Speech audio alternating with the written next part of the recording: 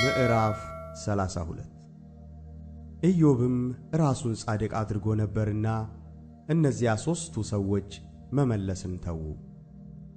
ከራም ወገን የሆነ የቡዛዊው የባርክኤል ልጅ የኤሊሁም ቁጣ ነደደ።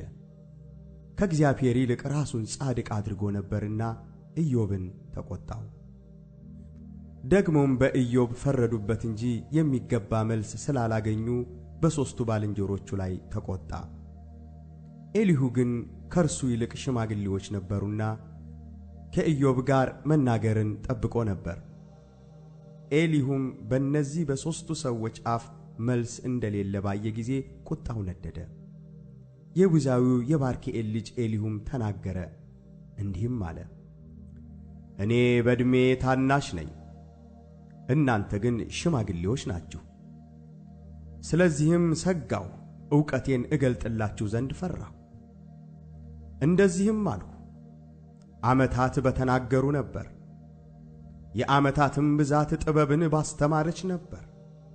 ነገር ግን በሰው ውስጥ መንፈስ አለ፣ ሁሉንም የሚችል የአምላክ እስትንፋስ ማስተዋልን ይሰጣል።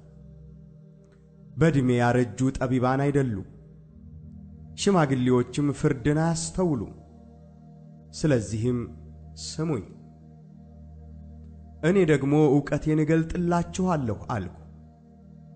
እነሆ ቃላችሁን በትዕግሥት ጠበቅሁ፣ የምትናገሩትን ነገር እስክትመረምሩ ድረስ ብልሃታችሁን አዳመጥሁ፣ እንዲሁም ልብ አደረግሁ። እነሆም በእናንተ መካከል ኢዮብን ያስረዳ ወይም ለቃሉ የመለሰ የለም። እናንተም ጥበብን አግኝተናል፣ እግዚአብሔር ነው እንጂ ሰው አያሸንፈውም እንዳትሉ ተጠንቀቁ። እርሱ ግን ቃሉን በእኔ ላይ አልተናገረም፣ እኔም በንግግራችሁ አልመልስለትም። እነርሱ ደነገጡ፣ ዳግመኛም አልመለሱም፣ የሚናገሩትንም አጡ። እነርሱ አልተናገሩምና ቆመው ዳግመኛ አልመለሱምና እኔ በትዕግሥት እጠብቃለሁን? እኔ ደግሞ ፈንታዬን እመልሳለሁ፣ ዕውቀቴንም እገልጣለሁ። እኔ ቃል ተሞልቻለሁና በውስጤም ያለ መንፈስ አስገድዶኛልና። በተሃ ጠጅ እንደ ተሞላና ሊቀደድ እንደ ቀረበ አቅማዳ፣ ሊፈነዳ እንደማይችል እንደ ወይን ጠጅ አቅማዳ እነሆ አንጀቴ ሆነ። ጥቂት እንድተነፍስ እናገራለሁ፣ ከንፈሬን ገልጬ እመልሳለሁ።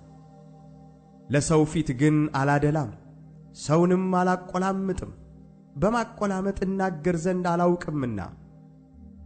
ያለዚያስ ፈጣሪዬ ፈጥኖ ከሕይወቴ ይለየኝ ነበር።